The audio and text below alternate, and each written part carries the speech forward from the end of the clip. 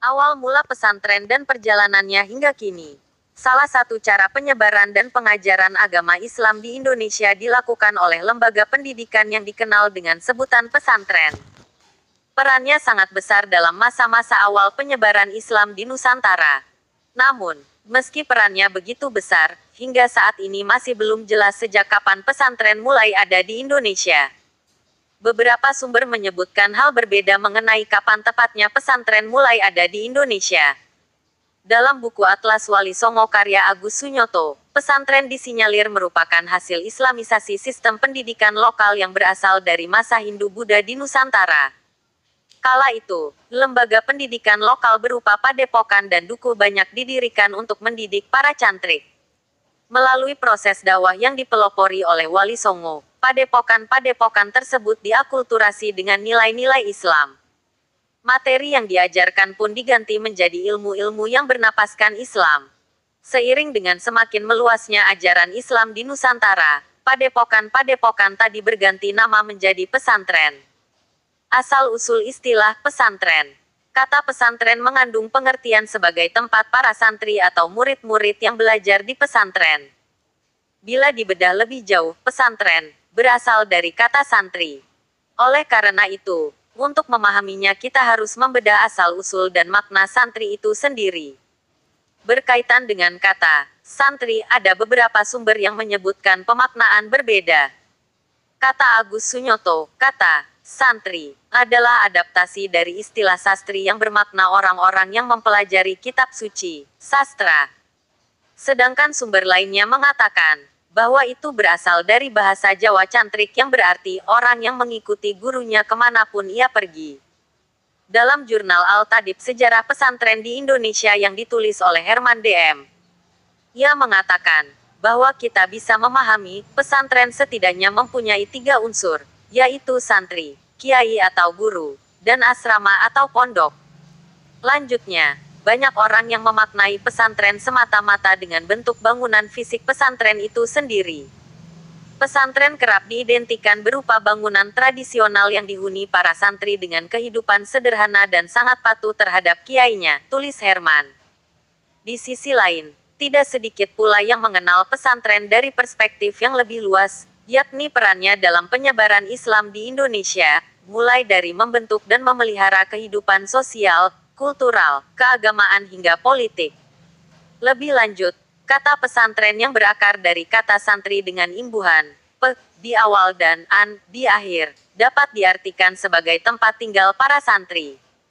Istilah pesantren pada dasarnya merupakan sebuah tempat pendidikan Islam tradisional yang di dalamnya juga terdapat asrama bagi para siswa atau muridnya.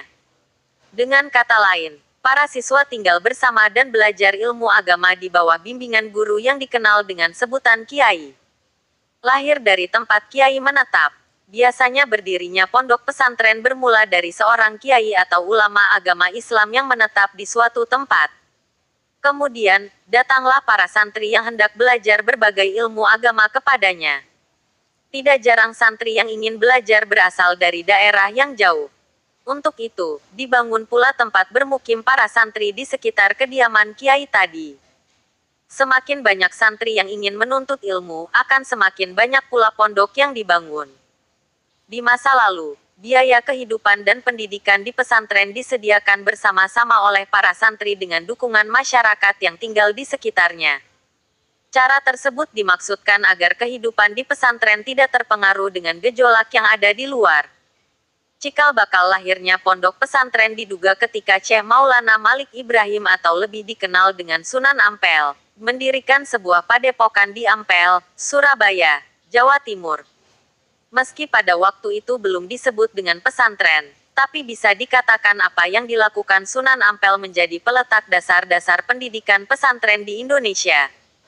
Ia menjadikan padepokannya sebagai pusat pendidikan Islam di Jawa. Dari sana, para santri yang berasal dari berbagai daerah, baik dari dalam maupun luar Pulau Jawa, datang untuk menuntut ilmu agama.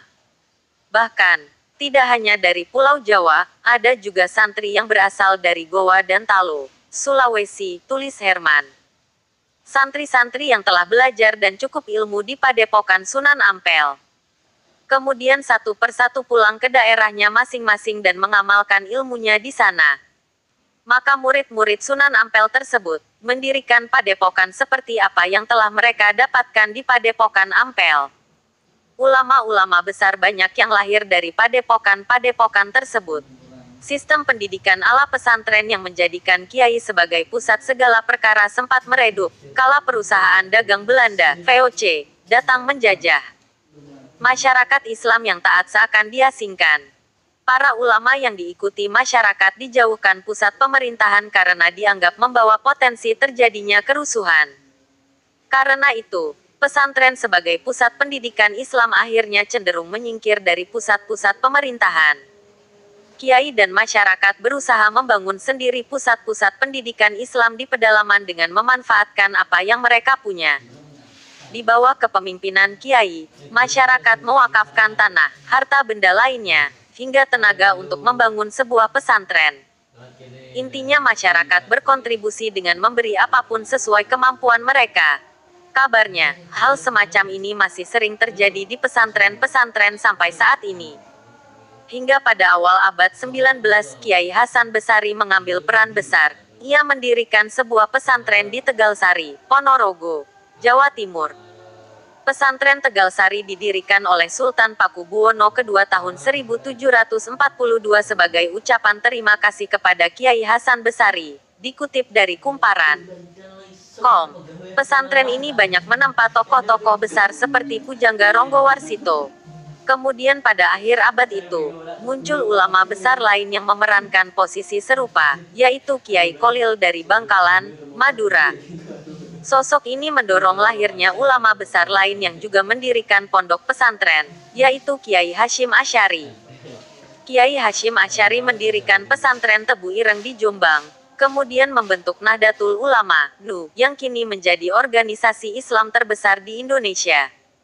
Di sisi lain, rekan seperguruan Kiai Hasyim di Mekah, Kiai Ahmad Dahlan, pendiri Muhammadiyah, mendirikan pusat pendidikan Islam yang lebih modern, dengan kurikulum yang sedikit berbeda.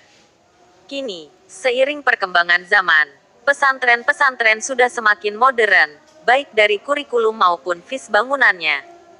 Meski begitu, kesederhanaan dan keikhlasan yang digambarkan oleh kehidupan kiai dan para santrinya masih menjadi nilai utama yang patut diteladani dari ajaran kehidupan di pesantren.